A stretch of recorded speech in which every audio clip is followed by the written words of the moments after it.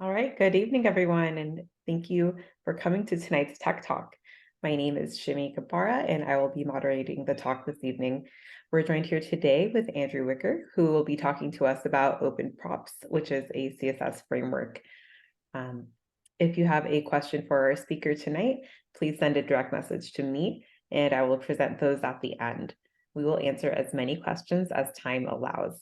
Before we get started, let's unmute ourselves and give our speaker a round of applause. Let's go, Andrew, got this. You're gonna kill him, Andrew. Andrew, Got this. Send it. All right, Andrew, take it away. Thank you so much, Shimmy. And thank you to Scismic for sponsoring this Tech Talk. Good evening, everyone. Tonight, I would like to talk to you about Open Props, a new and exciting open source CSS library built by Adam Argyle of the Chrome development team. But first, I'd like to take just a moment to talk about the history of CSS. In 1994, Hack and William Lee recognized the growing need for a standardized style sheet language for the World Wide Web. Separation of structure from layout had always been a goal of HTML. And while early web browsers like Tim Berners-Lee's Next and Payway's Viola did have basic style sheets, they lacked a unified standard, and subsequent browsers offered fewer and fewer options. Creators wanted more influence. Just days before Netscape announced its groundbreaking new browser, Mozilla, Hacken published the first draft of what would become known as cascading HTML style sheets. This initial proposal was met with some skepticism. Critics argued that it was too simplistic, and it ignited debates over how to balance the preferences of both authors and users. To address these challenges, Bert Boss joined Hacken in the development process. Together, they expanded the scope of CSS to make it compatible with other markup languages and not just HTML. What set CSS apart from other proposed style languages was its unique cascading feature, which allowed for a harmonious blend of both the author and the reader's preferences, providing a flexible yet structured way to design web pages. With support came standardization. The World Wide Web Consortium took up CSS as a work item in 1996, and it became an official recommendation in December of 1996. Microsoft, with their Internet Explorer 3, was the first web browser to support CSS, although it was soon followed by Netscape Navigator and Opera. The CSS Working Group was established in February of 1997 and focused on features not yet addressed in CSS version 1. Since then, cascading style sheets have evolved to have more than 60 modules, some of which are still in development today. It's widely used in ebooks and has influenced the development of graphical user interfaces. Web fonts became increasingly popular. The Web Open Font Format, or WOF, emerged as a function that allowed designers to dictate fonts from the back end, from the design side, not having to rely on users having those fonts installed on their own machines or packaging them and bloating the HTML files. CSS is now almost universally used, and its development continues to meet the needs of various platforms and devices. In the early days, while these may not be beautiful by today's standards, the ability to create these styles of designs were revolutionary. CSS provided selector and declaration functions, introduced the basic syntax that allowed designers to apply styles to HTML tags.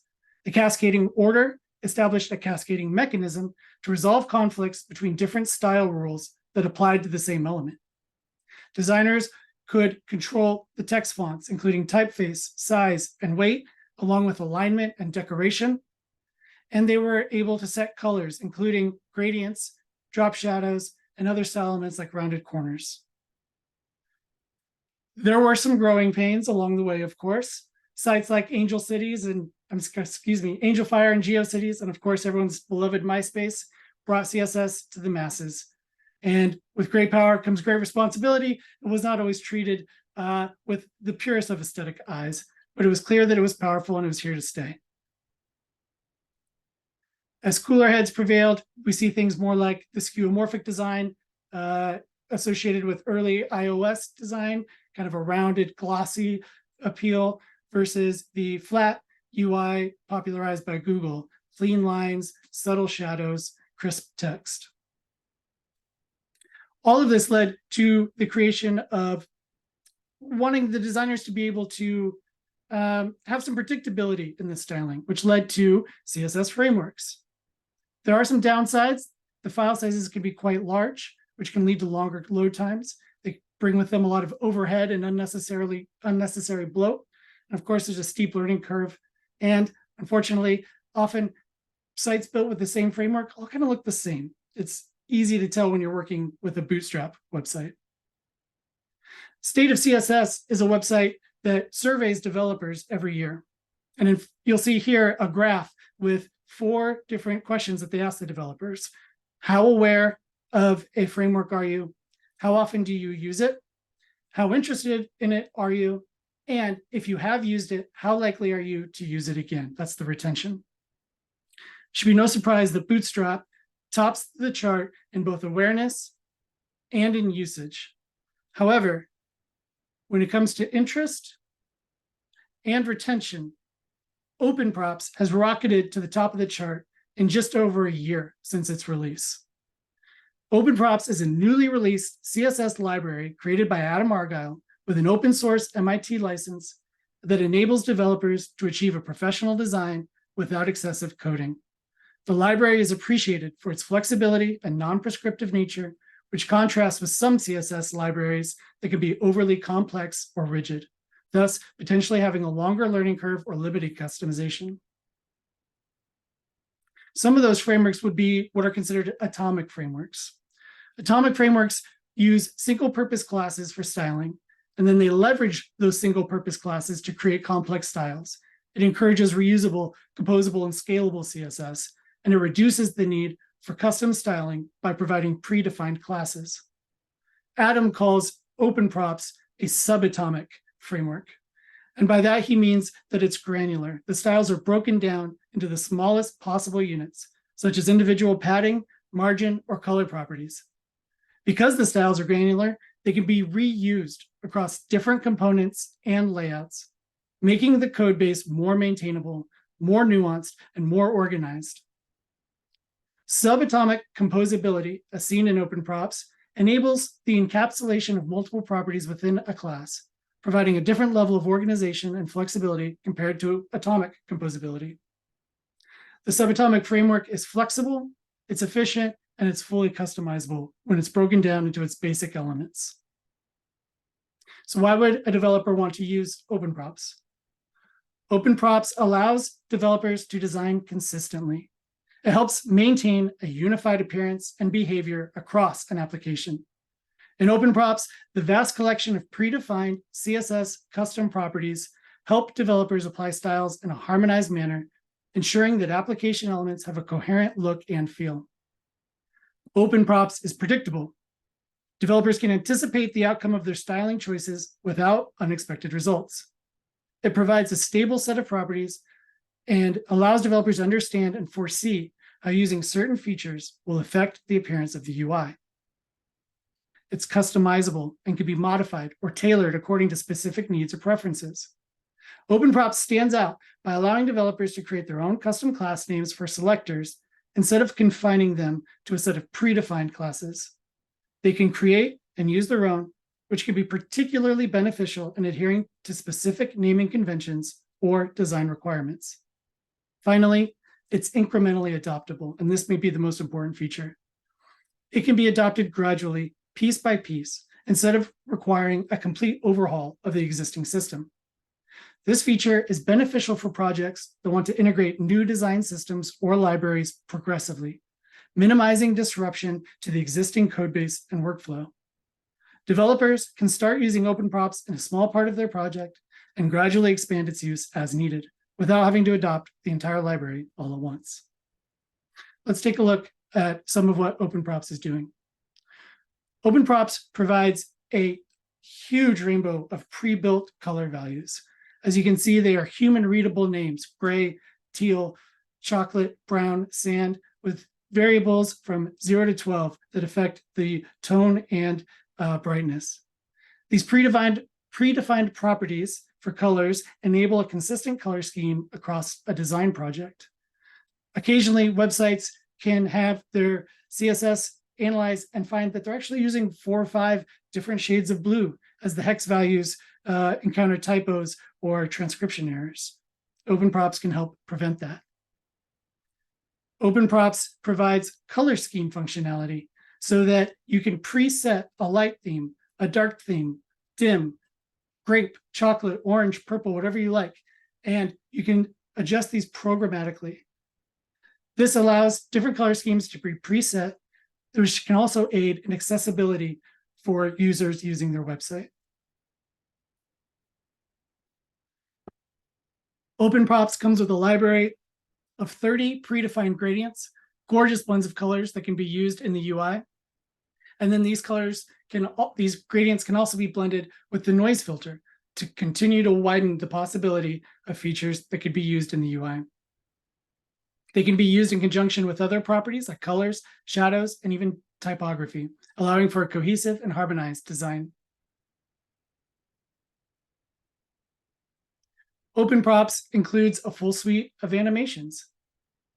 These keyframe effects come built in, and once again, human readable property names, and these can be blended together to create complex animations. Normally, this kind of feature would make a developer fear about the size of the library they're importing into their project. And yet the entire OpenProps library is only 4.4 kilobytes. And the just-in-time compilation employed by OpenProps further reduces the need for any further optimization. OpenProps also comes with a variety of easings, a full range of animations. In addition to the familiar ease out, ease in, out timing functions, it also includes easings that mimic physics, including the bounce and the steps. These can also be blended together with other effects to create unique and exciting UI elements. Aspect ratios to make sure that the predictability of UI elements comes out just the way you want. Golden ratio, ultra wide, widescreen, portrait, you name it. Preset, predefined, and consistent throughout the design, along with border shapes and even blobs. Finally, a new feature recently added comes with, slide please, the masking property, all created with CSS, one additional import that isn't in the base, but a small package with lots of beautiful features. Some things I didn't have a time to demo include the typography, being able to set font families and hierarchies between sans serif fonts, monospace fonts. You can have font sizes defined in root M, but also fluid font sizes based on the view width. You can use variable and static font sizes that adjust the font weight and the line spacing. And lovely and tasteful inner and box shadows that adapt to light and dark modes, along with media queries to make sure that we can participate in mobile-first design. While preparing this presentation, I relied heavily on the work of these people before me, and I'm very grateful for that. I look forward to connecting with all of you, and I appreciate you taking the time this evening. And once again, I'd like to thank Scismic for sponsoring this talk. Thank you. All right, everyone, let's unmute ourselves and give another round of applause to Andrew Wicker. Yo, let's Good go, job, Wicker. Andrew. Well Oh, done, good man. job. Super dope. All right, excellent job. Now let's address some questions from our audience. So our first question comes from Scott Staskisk, and they ask, are there any downsides to migrating a website or web application to a framework like OpenProps? Sure, that's a great question, Scott. Thank you for that. There is a small concern about the import function utilized by OpenProps being synchronous in CSS, which means it could potentially block parsing until the URL has been fetched. This is avoidable, but some people will just copy the documentation and then may not realize that little slight loss of performance. And the liberal use of CSS variables for values that will be static may also de-optimize rendering, making style recalculations take much longer. This isn't going to be a common problem for most use cases, but it is something to be considered depending on the audience for your application. All right, wonderful. That looks like all the questions that we have for tonight. So we'll go ahead and conclude the talk here. Thank you all so much and have a wonderful evening. Thank you.